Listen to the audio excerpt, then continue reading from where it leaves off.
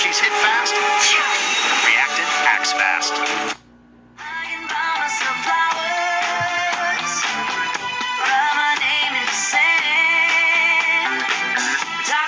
Good morning, Toronto. Welcome back to Breakfast Television on this Tuesday. Tammy, Colin, Justin, and Sid here with you. Colin and Justin, again, they're here for the next 3 days. It's a big week. It's Coronation Week. Is there technically Coronation Streets that they're going down? Cobble by cobble.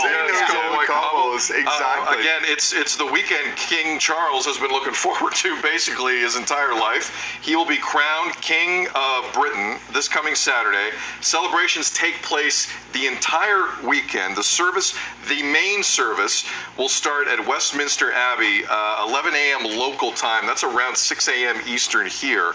After the royals arrive in procession from Buckingham Palace, after the ceremony, more members of the royal family will join the procession back to the palace. Not Prince Harry, however. He is getting on a jet because Archie's birthday is the same day. We've been down that road numerous times. Yes.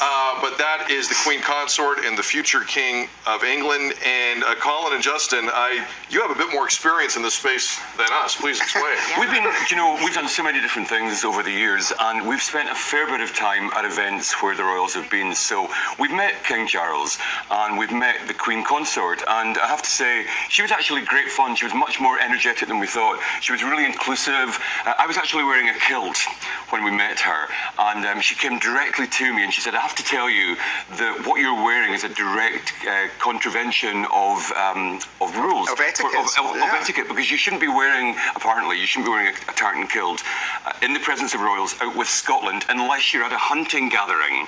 And Colin was like, well, how do you know he's not hunting today, Camilla? Exactly. She was amazing. And then she said, what did it feel like? And then Colin said to her, imagine you went out without knickers on, Camilla. That's how it feels when you wear a kilt. If you were true Scotsman, you wear nothing underneath. And she had this huge uproarious laugh, and then she whispered to me, you know that I'm a secret Leafs fan? No, she didn't do that. No, she could have. She had a great sense of humour, and you see the workings going on behind, and they're so set in all the people move them to here and move them to there, and they get that little kind of handshake. And if you watch any footage of meanwhile, look at your hair, Colin. So look, I have a super long curtain. hair there. Forgive me if this is inappropriate. How old are you guys in this film? It's like, I don't know, maybe 10 years ago, plus a lot of filtering. An awful lot of filtering. Exactly. She's looking at my hair going, oh my God, look at that man. I don't know about like the tone of you saying, well, how old are you there? In fairness, we look like kids, and now we're like two old hags. You guys look fantastic in this photo. You look fantastic today.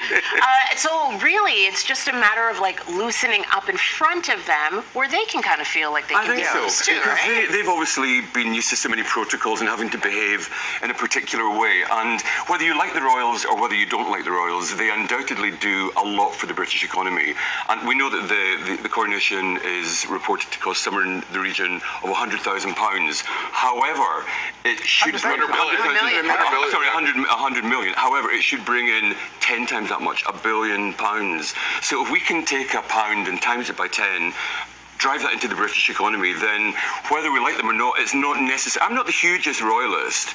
I'm a bit on the fence, but for the coronation, I think, okay, let it go, bring the money to Britain.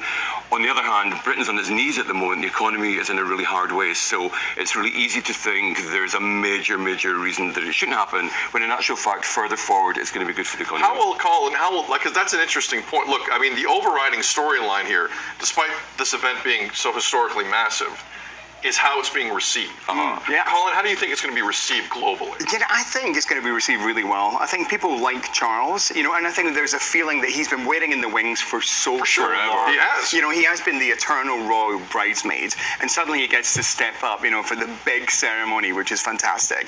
People in Britain are super into it, and I think it's a weird thing where at times where people need a bit of escapism, it's almost like the royals are like sport. If the people who love them come together and really celebrate, and they love the history, they love all the pomp, all the glamour and all of that nonsense. So I think it can be really good, and it is very British. So in terms of brand Britain globally, that's what people think. They think about palaces and gold carriages and horses, and I love all that. But the frustration for Brits is he could pay for this himself. He has such incredible wealth, so I wish he were paying for it himself, then I'd be behind him all the way. Right, and so you guys are going to be up on Saturday morning, 5 o'clock? 100%. Yeah, we'll be in Cape Breton on Saturday. So. Okay, All right. So you'll have to get up that early. That much If you were earlier, here, you have to get up yeah. earlier. Earlier, It is going to be a massive event. Cynthia Mulligan, Lisa Laflamme are in London. They'll be covering it for City News. Colin and Justin have been kind enough to join us, despite like really busy schedules. They're here with us for today, tomorrow, and Thursday. So it's a big week for the royal family, regardless of what you think of them. Massive, and we'll have it covered here on BT. We're going to take a break. Tammy's got an update after the break. Also coming up, the Mini Chefs program at Zuzu Restaurant supports the Regent Park community with cooking classes for kids and a lot more. We've got some of the amazing Mini Chefs live in studio. Happy Tuesday. More BT coming up.